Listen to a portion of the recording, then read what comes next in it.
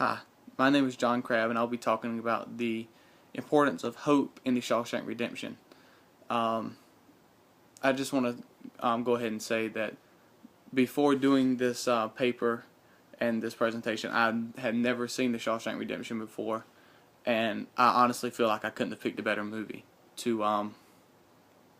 write a paper on. Now, hope is a dangerous thing, as Red would say in the film. Red is a character portrayed by Morgan Freeman, and I really don't think they could have picked a better person to portray this man. Red seems as a older gentleman who is wise and understands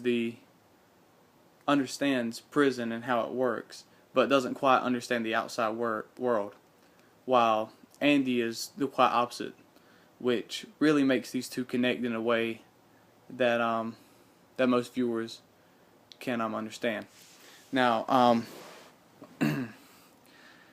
Andy hopes for a better future, even though he's in prison for a crime that he didn't commit.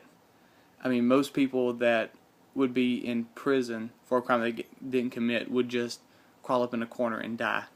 However, Andy finds hope in these things, and somehow in these four walls, and hopes for a prison break. He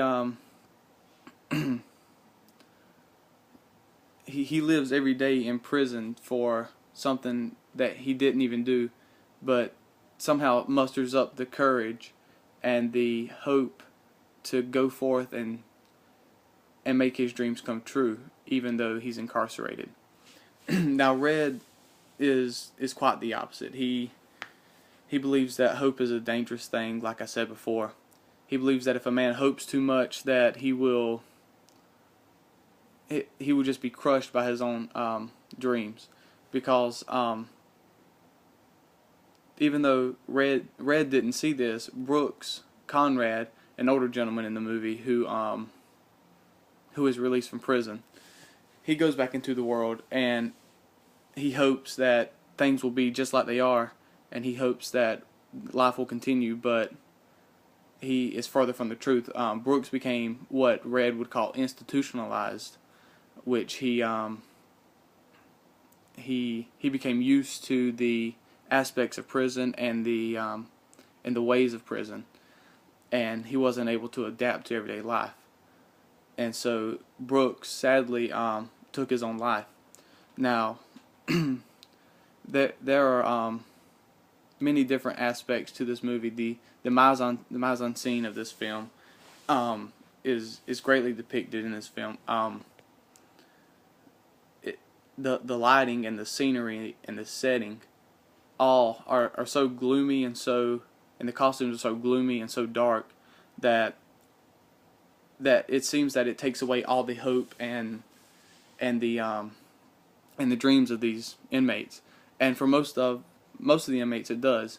But however, Andy seems to rise above that and seems to take on a characteristic of just being this person who's going to go out and achieve his dreams no matter what.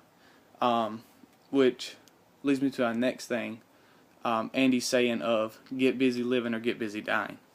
Now, this saying is remarkable in itself, in saying that a person, you can either choose to live or you can choose to die, and given certain circumstances in your life. And Andy got dealt a terrible hand in life and chose to do the best that he could with it. Now, some men in prison just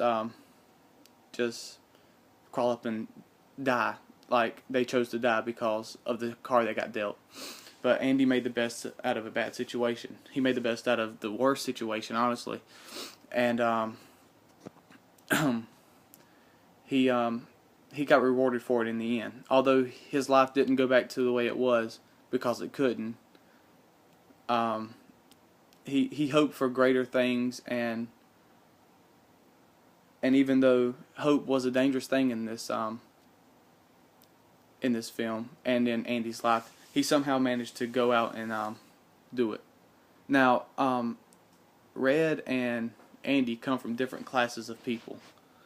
It seems that Red is a lower blue collar type man, where Andy is a higher class banker type gentleman. He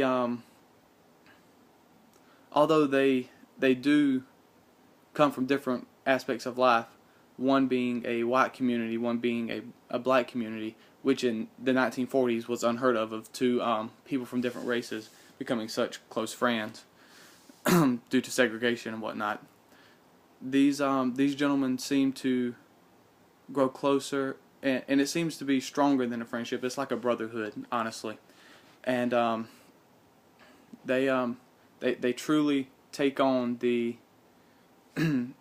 the aspect and characteristic of hope. Both of them finally learn. Well, Red finally learns to hope, and Andy he's been hoping this whole time, hoping for a greater life, hoping for escape, hoping for freedom, and in the end, he finally reached his goal. Thank you.